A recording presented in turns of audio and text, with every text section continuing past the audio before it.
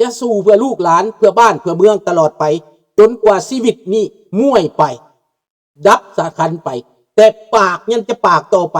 ฝากไว้อยู่ใน YouTube ฝากไว้ใน Facebook ฝากไว้ในมีเดียนี้ให้เว้าต่อไปสู่ลูกสู่หลานให้เป็นตำราให้เป็นบทเรียนไปตลอดความจริงอันนี้มันจะปิดบังบ่ได้บักเหี่ยมสิเอาฝ่ามือมาปิดก็บ่ได้บักสอนไส้สิเอาฝ่ามือมาปิดก็บ่ได้ปากอันนี้นะมันจะเว้าต่อไปมันจะเปิดโปงต่อไปพี่น้องอันนี้คือความจริงดังนั้นลูกหลานเล่าในประเทศรอจังหวะเท่านั้นบ่ต้องไปเฮ็ดหยังบ่ต้องไปเคลื่อนไหวหยังเบิดว่าแต่ตัดสินใจว่าในใจคือเลือกลาดสวงลาวล้านสร้างห่มขาวแล้วยกใส่หัวย่อใส่เก้าแล้วหมายเขาว่าอยู่ในใจเฮาเสมอบ่ต้องเว้าหยังบ่ต้องไปเขียนมีเดียบ่ต้องไปต่อต้านบ่ต้องมีเคลื่อนไหวหยังหมายเขาว่าเมื่อใดมีโอกาสแม่นเสียงเดียวแม่นเข้มแข็งแม่นบ่ลดละอยู่ในใจเสมอไปวัดกนบหาไปหาพระหาเจ้ากนบหาวอนสิ่งศักดิ์สิทธิ์แล้วก็อยู่ในใจนี่แหละฮอดมือหนึ่งฮอดเวลามันฮอดวันเวลามันเฮาจะสู่เอาอย่างมันจะเปิดโปงขึ้นมาเดี๋ยวนี้หมายก็ว่า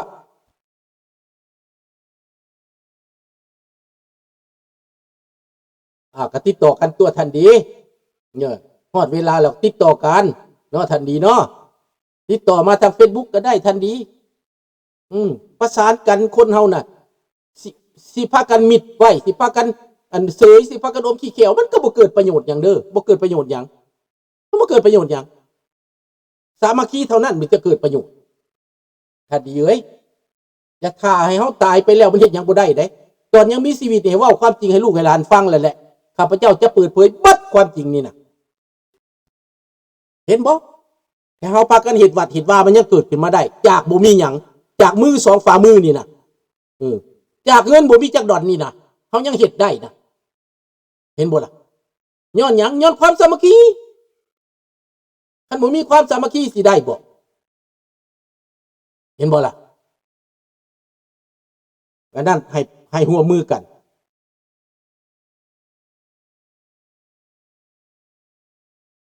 นั่นน่ะติดต่อกันการดีประสานงานกันในสิ่งที่ดีมันจะเกิดความดีมันจะเกิดความดี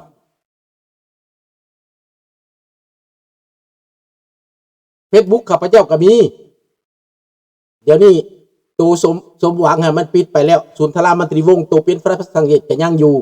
ตัวเป็นภาษาลาวก็ยังอยู่เด้อแล้วมือถือคันอยู่ในเมืองเดียวกับข้าพเจ้านี่โทรมือถือก็ได้คันบ่ได้ถอยก็ติดต่อโลดทันดีเด้อ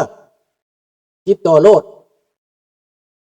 เอา Facebook ของข้าพเจ้าโลดทานก็เขียน Facebook ของทานโลดFacebook ของข้าพเจ้ากับศูนย์ธรามันตรีวงศ์เนี่ยติดต่อเข้ามาโลดนี่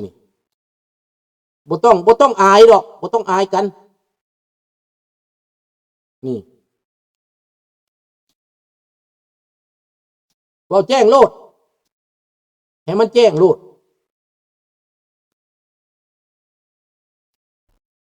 เด้อ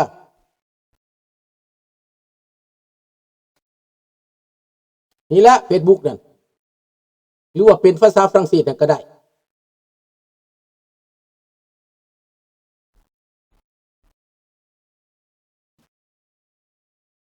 นะเอาล่ะพี่น้องอันนี้เป็นสื่อสารอยู่หลัดใดเมืองใดก็ตามต้อนโฮมกันอย่าสุญาตจูแยงอย่าสิเว้าเสือกไปอย่าสิบิดสิเบือนซอกหาความจริงและซอกหาบนจุดมันลงกันได้ให้ซอกสองทางแบบนั้นผ่านมานี่เอาแต่ความขัดแย้งเอาแต่เห็นแก่ผักแก่พวกนะมันบ่ไปเนาะบาทนี่นะเฮาบ่มีผักพวกของเฮาก็คือราชวงศ์นั่นโลดแหละเจ้านายของเฮาก็คือราชวงศ์นั่นแหละเพิ่นเป็นมีตระกูลคุณศาสตร์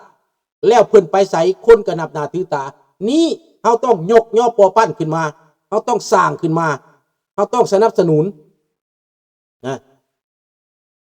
สบายดีสางเจ้า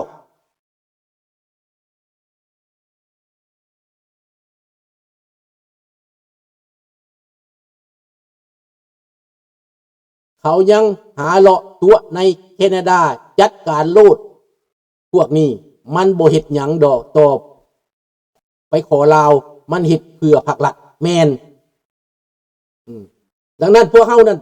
ถ้าเฮาสามัคคีกันแล้วพวกนี้มันญาติไหนมันญาติหยังเดี๋ยวนี้มันมาแบ่งแยกมันมาเอาพวกที่ว่าครึ่งกลางๆกันนะระหว่างเฮียกับเล่นน่ะมันมาตัวพวกนั้นมันมาตัวพวกนั้นพวกเฮียกับเล่นนี่ญาติผู้นั้นเสียใจด้านผู้นี้เสียใจเอามาเบิดมาสุมสั่วพี่น้องคิดว่าสุมสั่วมันได้บ่มีทางการสุมสั่วมันมีตั้งแต่แตกแยกสมมุติว่าข้าวดีๆนี่ข้าวหอมมะลินี่นะ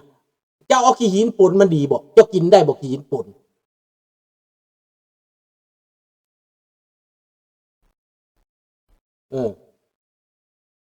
เจ้าขี้หินป่นมันกินได้บ่มันกินบ่ได้เดี๋ยวข้าพเจ้าจะจดเอาเด้อท่านดวงเด้อ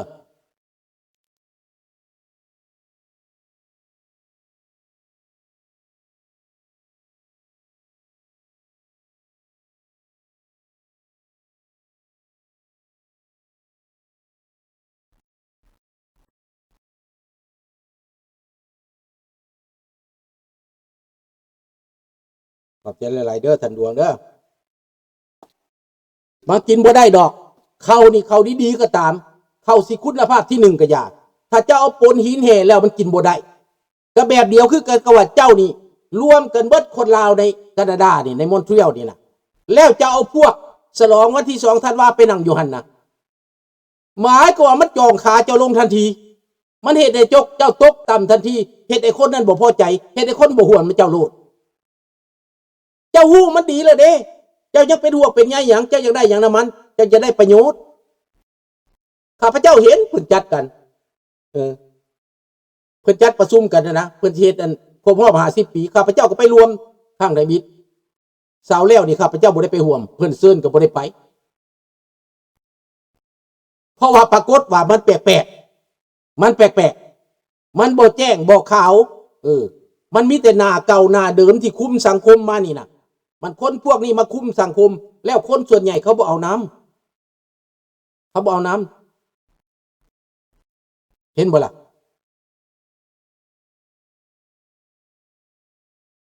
ฉะนั้นพี่น้องขึ้นเบิ่งปรึกษาหารือเบิ่งดูพี่น้องคนผู้อยากกรรมสังคมหั่นนะให้ขึ้นเบิ่งเด้อเจ้าสิมาตัวมาหลอกคนเพื่อผลประโยชน์เจ้าหั่นบ่เกิดดอกเจ้าเฮ็ดได้ไปก็บ่มี success พี่น้องถ้าเจ้าบ่เอาความจริงนะมีแต่ความจริงเท่านั้นเจ้าสิเหยื่อเพี้ย2แคมนี่นะเผื่อเล่าแดงแน่เผื่อเล่านอกแน่นี่มันมีทางเจ้าเฮ็ดไปโลดมื้อหนึ่งเจ้าสิเสียใจน้ำหลังแหละจะเสียใจน้ำหลังเด้อการกระทำของเจ้านะถ้าเจ้าสิเฮ็ดว่าเพื่อคอมมิวนิสต์เฮ็ดเพื่อคอมมิวนิสต์โลดถ้าเจ้าสิเพื่อโลกเสรีโลดได้เท่านั้นชัดเจนกับโลดเจ้าสิเป็นหยังก็เป็นโลดเจ้าเป็นเหี้ยกับแลนนี่บ่มีทางแม่นแหละเขามาแบ่งพรรคแบ่งพวกมาเฮ็ดให้เฮาแตกแยกกันซื่อๆในต่างประเทศนี่นะ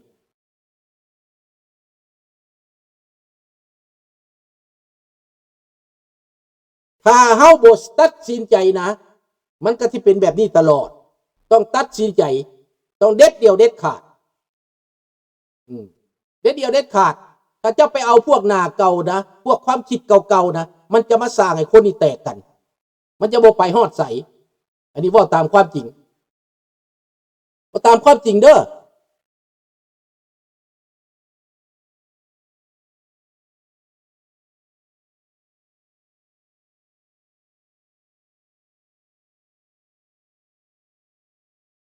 พวกหน้าไว้หลังดอกนี่ยากไหนพวกบ่ซัดซื่อนี่นะผู้เห็นประโยชน์นี่นะ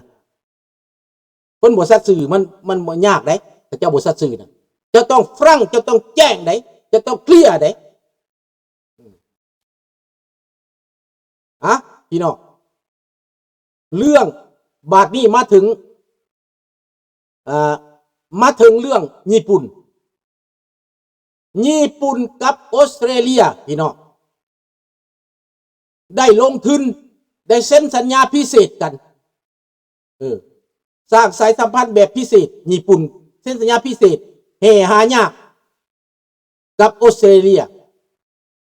1,000 ล้านพี่น้อง แปลว่า$1,000,000,000ลงทุน$1,000,000,000เฮหายากนี่จะอยู่ในโลกเสรีจะบ่ได้เพิ่งพาจีนอีกนี่ออสเตรเลียเขาร่วมมือกับญี่ปุ่นลงทุนการทหารการเมืองเศรษฐกิจเขาไปนำกันอเมริกานี่พี่น้องนั่นเรื่องเฮหายากนี้อเมริกาจะบ่ได้ง้อผู้ใดละมาก็ว่าจะร่วมมือกับญี่ปุ่นออสเตรเลียและประเทศอื่นๆที่เป็นโลกเสรีนี่ดังนั้นในปัจจุบันนี้ในปัจจุบันนี้หมายความว่าโลกกำลังหันเปลี่ยนอย่างว่องไวโลกกำลังหันเปลี่ยนอย่างว่องไวไต้หวันเดินสายไปแอฟริกาไปหลายๆประเทศอเมริกาใต้ประกาศเป็นเอกราชไต้หวันบอกตัวเองว่าเป็นเอกราชคอยเป็นประเทศเอกราชคอยบ่ได้อยู่ภายใต้การอิทธิพลของจีนญี่ปุ่นหนุนเบื้องหลังเกาหลีใต้หนุนเบื้องหลังอเมริกาหนุนเบื้องหลังทุกสิ่งทุกอย่างจีนในตอนนี้แปลว่าประเสริฐหน้ากันแล้วว้าวจริงเลยมันประเสริฐหน้านี่เรื่องแห่หายากนี่อเมริกาญี่ปุ่นเขาร่วมมือกันเต็มที่การทหารก็เต็มที่เศรษฐกิจก็เต็มที่ในตอนนี้อเมริกาเต็มทะเลเดี๋ยวนี้นะทะเลแปซิฟิกทะเลแดงทะเลเหนืออาร์กติกอยู่ไซก็แล้วแต่ในทุดท้ายพี่น้องอเมริกาจะหยุดคิวบาในอีกบ่นานอิหร่านนั่นหมายความว่าเหตุมันหักเสาหักลงมาครึ่งหนึ่งแล้วก็จะจัดการไปทีละน้อยทีละน้อยเขาห้องว่าตัดต้นไม้ตัดหากมันแล้วให้มันตายยืนพี่น้องอเมริกาใส่ระบบนี้ใส่ระบบให้มันตายยืนถึงจะยั่งก็บอกแข็งแหงถึงจะยั่งก็ไปบ่รอดอันนี้แม่นอิหร่าน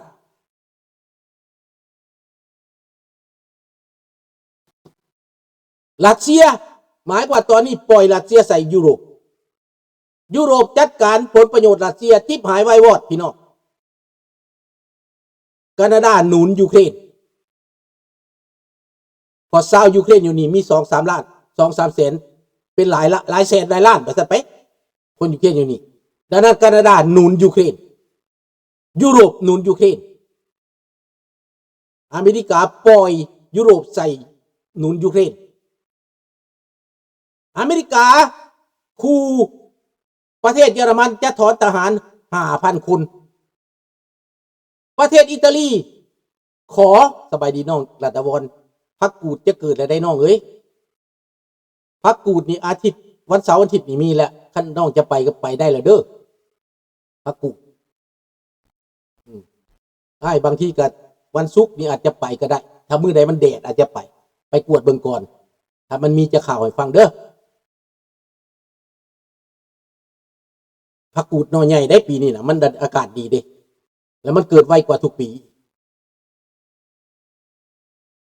ดังนั้นพี่น้องในเมื่อว่าโลกนี่กำลังหันอย่างว่องไวสบายดีปุระสบายดีอย่าไปโกรธเด้อพวกเฮาต้องติดตามอย่างใกล้ชิดสภาพการในปัจจุบันนี้ดังนั้นข่าวที่เว้ามานี้เป็นข่าวสำคัญพี่น้อง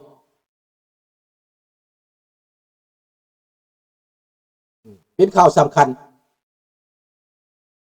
ดังนั้นคนลาวเฮานี้จะต้องรอโอกาสนี้โอกาสที่นาทีทองมันจะมาถึงเป็นอย่างลาวแดงมันจังดิ้นพวกท่านรู้จักแล้วบ่อยู่บ่อยู่มันสิมาห้องเจ้าเมืองน่ะมันไปบ่รอดเศรษฐกิจลุ่มเล่ามันเป็นหนี้เป็นสินลุ่มลัง50 ปีมันสร้างหนี้สร้างสินขึ้นมามันไปบ่รอดมันจึงขอลาวนอกในซอยมันแต่มันขอแบบนี้เป็นไปบ่ได้พี่น้องมันต้องยอมรับความจริงมันต้องยอมจำนนมันต้องขอโทษ